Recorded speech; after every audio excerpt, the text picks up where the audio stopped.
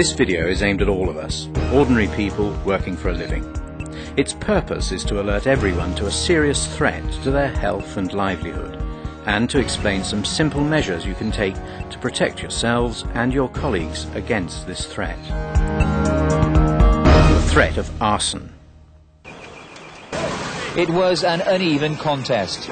100 firefighters from Gloucestershire, Avon and Hereford and Worcester went into action, but they knew they were fighting a losing battle. As the heat and flames intensified, spreading from the back to the front of the complex, they seemed powerless to stop it. It was the latest and by far the most serious of a number of fires on the site. People living nearby believe it was started deliberately. My stepson actually saw two lads running away earlier on in the evening. But I mean, a couple of days ago, myself and a neighbour actually chased two lads who'd set fire to a skip.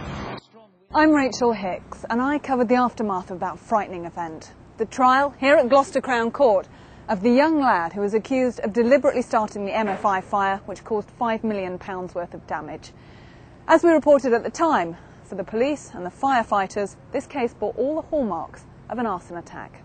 The tragic headlines about the deliberate setting on fire of people's homes are just one side of the story. Maliciously set fires account for about 22% of fires in dwellings. In the workplace, a much higher proportion of fires are started deliberately.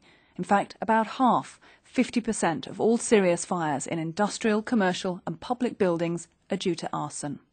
There's a simple checklist of actions to help stop arson at work. Deny the arsonist the fuel needed to start a fire.